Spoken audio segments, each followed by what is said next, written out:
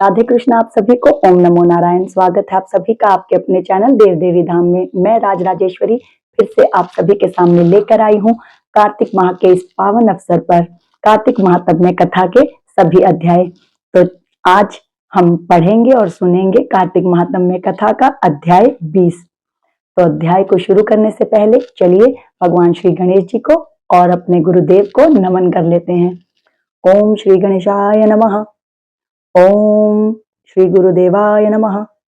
गुरुर्ब्रह्मा गुरुर्विष्णुः गुरुर्देवो महेश्वरः गुरुः साक्षात् परं ब्रह्म तस्मै श्री गुरुवे नमः। ओम श्री गुरुदेवाय नमः। ओम भगवान श्री गणेशाय नमः। अथ 20वां अध्याय। नारद जी कहते हैं, हे राजा पृथु, कार्तिक कृष्ण अमावस्या को दीप मालिका करने से दरिद्रता का विनाश हो जाता है। इस संबंध में एक इतिहास सुनाता हूं, ध्यान पूर्वक सुनो। नारद जी राजा पृथु को जिस प्रकार से 19वें अध्याय में अमावस्या और नरक चतुर्दशी का महत्व समझा रहे थे, उसी महत्व को आगे समझाते हुए कि अमावस्या के दिन दीप जलाने से क्या पुण्य फल प्राप्त होता है, उसका क्या महत्व होता है, यह समझाने के लिए नारद जी राजा पृथु को एक कथा सुनाते हैं। थुरसैन देश में सत्य शर्मा नाम का अत्यंत दरिद्री एक ब्राह्मण रहता था। उसके मन में एकमात्र यही कामना थी कि यदि मेरे पास धन हो तो मैं उसे यज्ञ दान आदि धार्मिक कार्यों में व्यय करूं। तब दरिद्रता निवारण का उपाय पूछने पर एक विद्वान ने उसे बताया कि तुम शिव जी की आराधना करो। अब नारद जी राजा पृथु को एक कथा सुना रहे हैं और बता रहे हैं कि थुरसैन देश में एक सत्य शर्मा नाम का बड़ा ही गरीब ब्राह्मण रहा करता था और वो रोज यही सोचा करता था अपने मन में कि मैं किस प्रकार से धनवान हो जाऊं और इतना धनवान हो जाऊं कि मैं अपना धन जो है यज्ञ और दान में खर्च करूं। अब ब्राह्मण पूरा दिन यही सोचता रहता कि किसी न किसी प्रकार से मुझे धन की प्राप्ति हो जाए और मैं फिर उस धन को अच्छे कार्यों में खर्च करूं।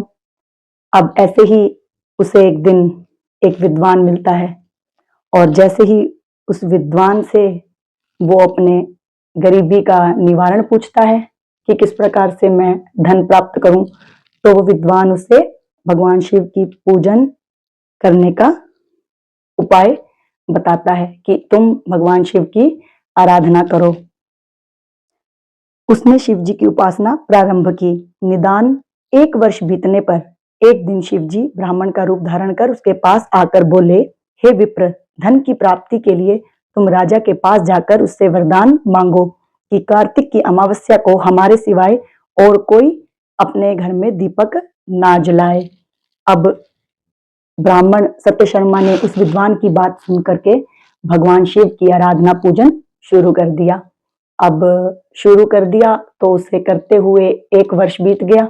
अब जैसे ही 1 वर्ष पूरा होता है तो भगवान शिव स्वयं साक्षात उसे ब्राह्मण के रूप में दर्शन देते हैं और उसके घर आते हैं और उसके घर आ करके उसे कहते हैं कि तुम अपने नगर के राजा के पास जाओ और उस राजा से प्रार्थना करो, वरदान मांगो कि कार्तिक मास की अमावस्या की रात्रि पर जो है पूरे नगर में कोई भी दीप ना जलावे, सिर्फ और सिर्फ तुम ही जलाओ, तुम्हारे ही घर पर दीप जलना चाहिए, इससे तुम्हें धन की प्राप्ति होगी।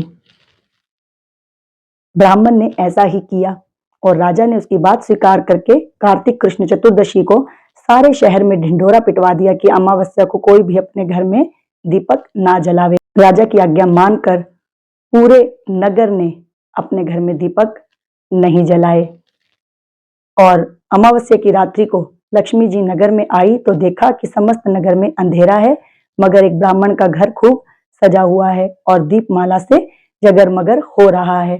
लक्ष्मी जी प्रसन्न होकर जब उस घर में प्रवेश करने लगी तो ब्राह्मण मार्ग रोककर कहने लगा कि हे भद्रे, तुम्हारा पति अति कठोर है और तुम अत्यंत चंचल हो, इस कारण हमारे घर में प्रवेश मत करो।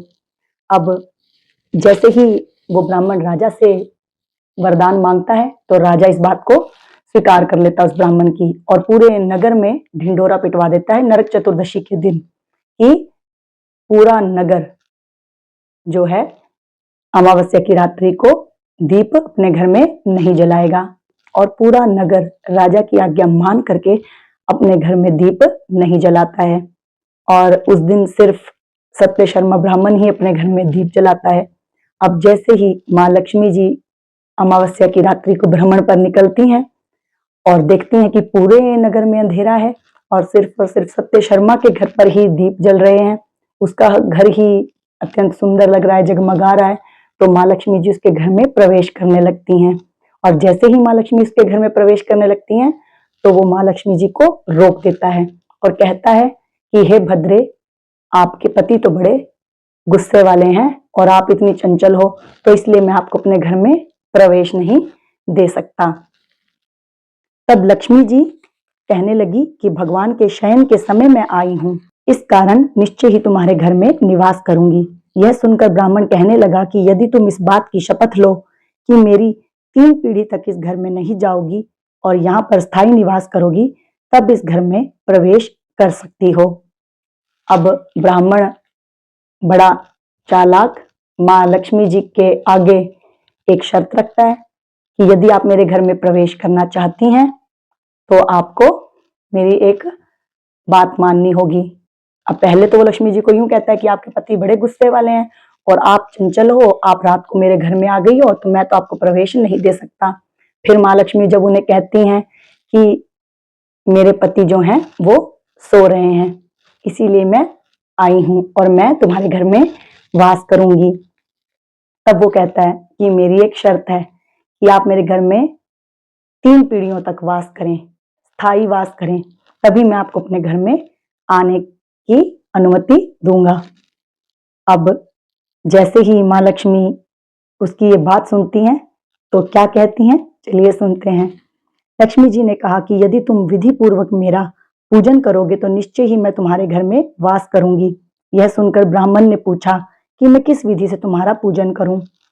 अब लक्ष्मी जी जब उसकी बात सुनती है ब्राह्मण की कि वो क्या कह रहा है कि मेरे घर में स्थायी निवास करो 3 पीढ़ियों तक, तब लक्ष्मी जी उसे कहती हैं कि ठीक है, मैं तुम्हारे घर में वास करूंगी, किंतु यदि तुम मुझे अपने घर पे वास करवाना चाहते हो तो तुम विधि पूर्वक लक्ष्मी जी का पूजन करो।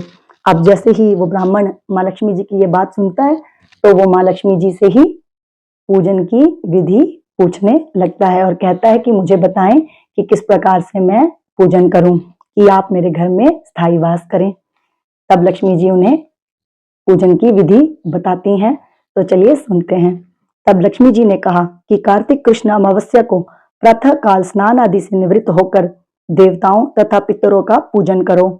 दिन के तीसरे भाग में श्राद्ध करके ब्राह्मणों को सुंदर पकवान बनाकर भोजन कराओ। प्रदोष समय दीपमाला करो। तुलसी के समीप ब्राह्मण के घर में, देव मंदिर, चौरास्ते, शमशान तथा गौशाला में दीप जलाने चाहिए। अब लक्ष्मी माता उन्हें बता रही हैं कि किस प्रकार से अमावस्या के दिन पूजन आदि करना है। तो लक्ष्मी माता कहती हैं कि सुबह उठें, सुबह उठ के शौच आदि से निवृत्त होकर के स्नान करें और स्नान करके देवताओं और पितरों का पूजन करें और दिन के समय श्राद्ध करें और ब्राह्मणों को भोजन करवाएं और फिर शाम के समय दीपदान करें, यानी कि दीप जलाएं। और कहाँ जलाएं? तुलसी जी के पास, नदी के पास, ब्राह्मण के घर में, मंदिर में, चौराहों पर, शमशान में या फिर गौशाला में। इस दिन बालक, वृद्ध तथा रोगी के अतिरिक्त अन्य कोई भोजन ना करे। फिर माँ लक्ष्मी कहती हैं कि इस दिन बच्चों को, वृद्धों को और बीमार व्यक्तियों को छोड़ करके पूरा दिन अमावस्या के कोई भी भोजन ना करे। सायकाल स्वस्ति वाचन पूर्वक गणेश जी व कुबेर जी का पूजन करके संकल्प करें। तत्पश्चात लक्ष्मी जी का पूजन करें। कमल के आसन पर स्थित, कमल के फूलों की माला धारण करने वाली, कमल जैसे नेत्र, गंभीर नाभि, स्तन के भार से नम्र, सुंदर वस्त्र, देवताओं के हाथियों द्वारा मणियुक्त घड़ों से स्नान करने वाली, हाथ में कमल पुष्प लिए ऐसी लक्ष्मी मेरे घर में निवास करे। अब फिर माँ लक्ष्मी बताती हैं कि आगे शाम के समय क्या पूजन करना है। पहले भगवान श्री गणेश और कुबेर जी का पूजन करना है और उसके बाद माँ लक्ष्मी जी का पूजन करना है।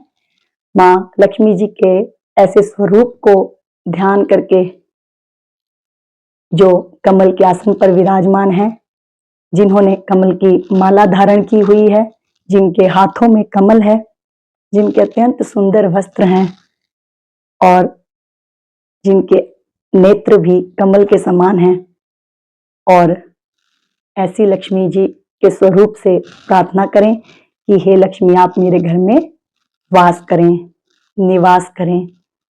सर्वप्रथम लक्ष्मी जी को आसन दें, फिर पाद्य, अर्घ्य, आचमन, स्नान, वस्त्र, दीप, नैवेद्य, जल, तांबुल व सुपारी, इन सब वस्तुओं को अर्पण करके नमस्कार करें, दीप जलावें और समस्त रात्रि भगवान का कीर्तन करें।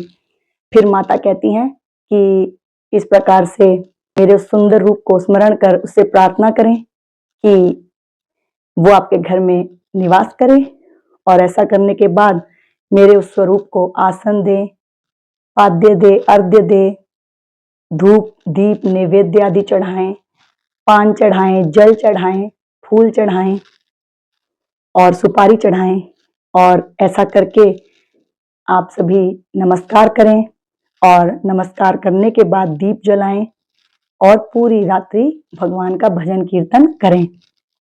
इस प्रकार कुबेर तथा लक्ष्मी जी का पूजन करके ब्राह्मणों को भोजन करावें। तत्पश्चात बंधु बांधवों सहित स्वयं भी भोजन करें। माँ लक्ष्मी जी, गणेश जी और कुबेर जी का पूजन करने के बाद पहले ब्राह्मणों को भोजन कराएं और उसके बाद स्वयं फिर भोजन पाएं।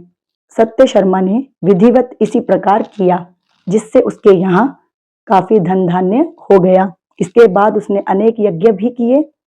फिर सत्य शर्मा विरक्त होकर मथुरा चला गया और वहीं पर समाधिस्थ होकर विष्णु लोक को प्राप्त हुआ। इति 20वां अध्याय। अब कहते हैं कि जैसे ही माँ लक्ष्मी ने सत्य शर्मा ब्राह्मण को पूजन की विधि बताई, तो सत्य शर्मा ने बिल्कुल उसी प्रकार विधिवत माँ लक्ष्मी जी, कुबेर जी और गणेश जी का पूजन किया, जिसके फलस्वरूप उसको अत्यंत धन प्राप्त हुआ और वो धनवान हो गया।